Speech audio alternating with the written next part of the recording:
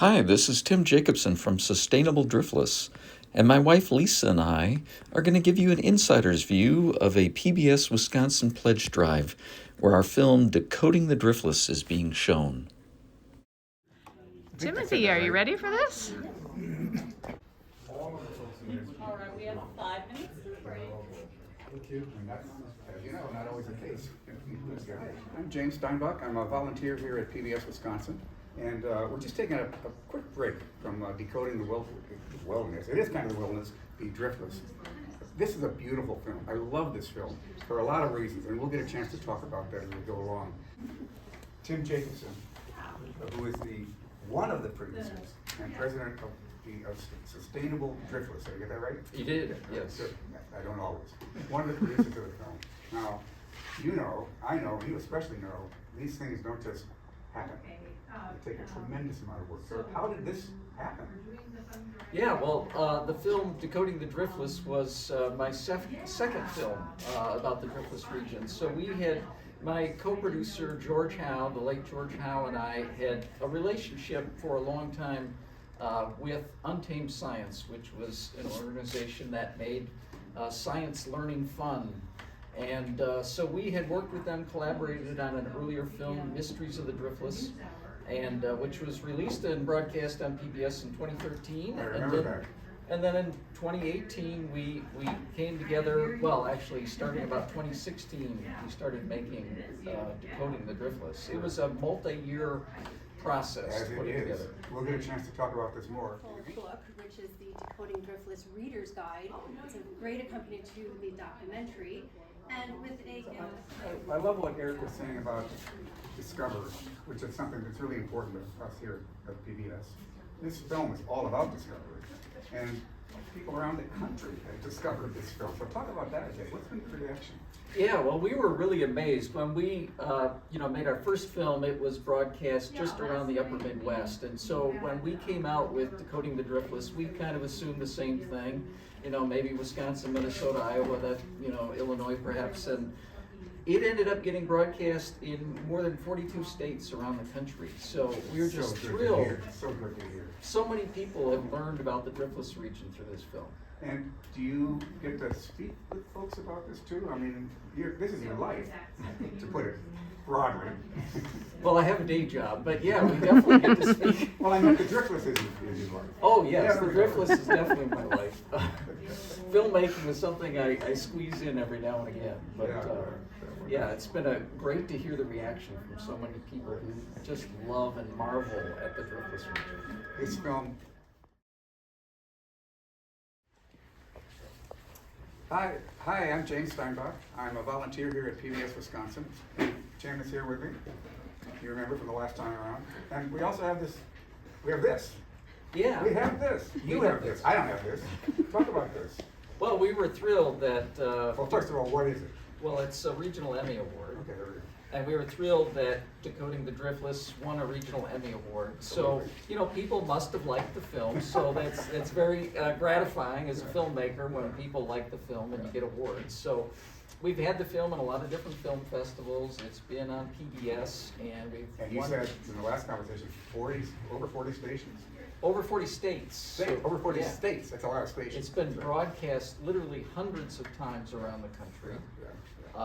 And not just in Wisconsin do they use it to raise money. Even I think I heard in New York State they were using Decoding the Driftless as part of a PBS pledge drive. Speaking of raising money, this is a challenge for you. Producers are underrated. I was a producer for a long time, so I can say that. It's really important. It's a really critical job. They're the folks who are responsible for making sure the idea, the concept really comes together. They don't do all the work. They have people who do the work. But it's very important what they Well, do. we didn't really have people. Well, you had a couple of folks. We had a few folks. Yes. Now, one of the things that's fascinating about this film is, and I would never do this, being underground. Not something I'm going to do. When you start talking about, no, I'm not doing that. But how was that? Well, I got to go into a number of caves for making Decoding the Driftless, and each one was very different, and there were some times when it was rather scary. There was one of the caves had a very narrow passage they called the birth canal, for good reason.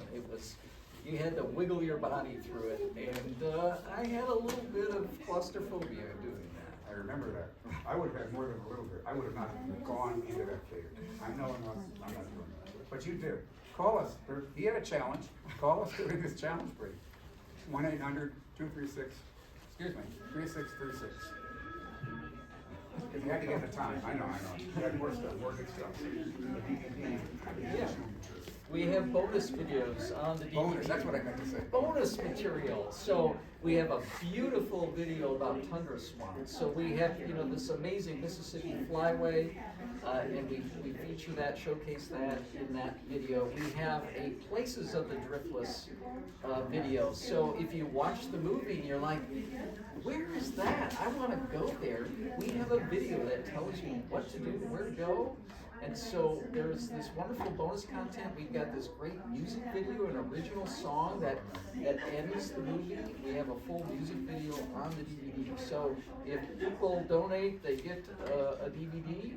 They get to see a lot more than what they're seeing on television. So all these reasons, the most important reason is to make sure that programs like this, of course nothing like this, but programs of this quality keep coming to you at home. That's what PBS Wisconsin does. This challenge break is at 1-800-236-3636. Make your pledge of support for this beautiful program and all the programs that we have at PBS Wisconsin. You can count on us because we count on you.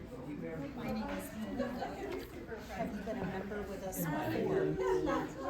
I think you know Mimi. Okay, I'm going to start taking down your name. Yeah. Go right ahead. Hi, I'm James Steinbach. I'm a volunteer here at PBS Wisconsin, and we're going to be right back to the show. We're going right back to the show, aren't we? Is the show over? It's not over. No, the show goes on. It always goes on. But I'm here with Tim Jacobson, who is one of the producers of the show. And one of the things we were talking about was that, if you go to a state park, you can see a lot of it. If you go to the Driftless, you cannot see it all. It's too big, and you need to see so many perspectives. We're talking about from the air and from underneath. So how do you take it in? I mean, that's what's great about this film. You can watch this film. Yes, you We've can solved watch this for you. and that's a great point. I mean, the Driftless area is about 24,000 square miles, so it's a huge area in that sense. And so you can't see it all, not easily, or certainly over a lifetime. But this film gives you a chance in 1 hour to get a perspective on a lot of the year. Which is such an important thing about PBS. It was great. I thought, Well, not me personally. I never got to do that when I was out on shows. Nobody ever put me on voice. But another thing about this is you found some strange. It was strange. It was always. So what was some of the strange? Yeah, so when I was a kid, I was born up in northern Wisconsin, in the North Woods, and when I was 12, we moved into the Driftless area, and I was just taken aback by how different the terrain was, the animals, the plants, it's so different. And one of the things that was most striking to me is there's prickly pear cactus growing on the bluff prairies and sand prairies in the Driftless area, and I'm like, to go from northern Wisconsin to southwest Wisconsin to suddenly discover cactus and rattlesnakes And you're not in and turkey Arizona, you're vultures. still in Wisconsin. Exactly, it felt like the desert Southwest, and not nearly as much snow as up north either. So those were some really striking things to me as a 12-year-old. But then in addition to that, there's these cool habitats like the Algific Talus Slope that people get to explore through the film, things that most people would never see in their entire lifetime.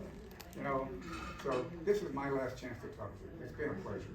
And it's been such a pleasure. Thank you. It's been such a pleasure to see this beautiful film. Thank you for making it.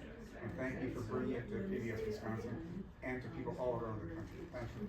And thank you for pledging 1-800-236-3636.